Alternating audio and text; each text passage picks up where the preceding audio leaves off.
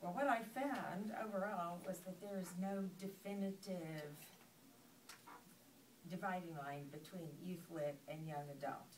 But there are, because the young adult market is so huge now, there are some defining characteristics of young adult lit, and so that's the information that I brought. I do like the way that the New York Times, which does not make a distinction between children's lit and young adult in terms of their sales figures.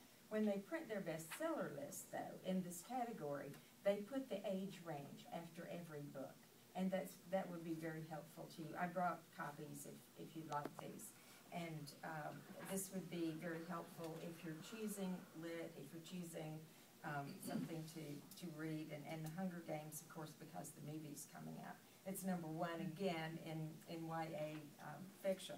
But I did find some characteristics that set young adult lit apart from just youth lit in general. First of all, the 80s in this country was considered the golden age of young adult fiction. That's when the publishers started realizing they could make money on it. Before that, we were mostly encouraging our kids to read the classics, Little Women, and the books that Ronni has already mentioned, and some of those. But Judy Blume was really the breakthrough writer who realized that kids they want to read about other kids with their same problems, the same challenges. And this was not an easy route. I mean, now we look at her as fairly vanilla, but schools and libraries banned some of her books because parents did not want to acknowledge that kids were concerned about a sex drive, or that a writer was writing to their children about single parents even, or a dad deserting the family, or that kind of thing. And she hung in there, and her publisher backed her. Who knows whether it was on principle or because she was one of the best-selling writers they had, and certainly the first big bestseller YA novelist that we've had in fiction in this country. So beginning there, the publishing business really started to change and created a young adult market. Now that market is huge. It's really taken off. It's the only market that's open for new writers. Because of the economy, everything else is pretty much closed.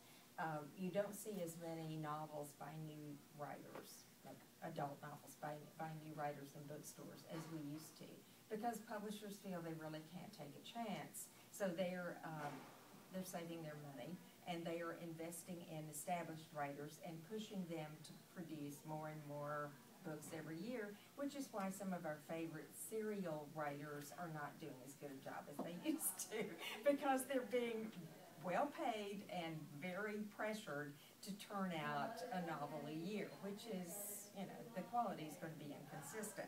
But here's one figure that I found interesting, just to show you how big the YA market has become.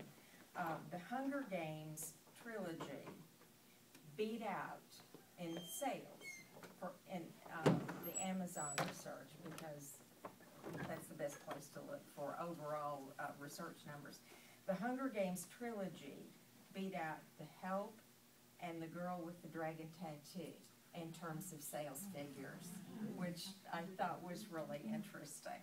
So not to take more time on that, but here are some of the characteristics I found, strictly of YA literature, that would set it apart maybe from some of the youth lit, but not totally.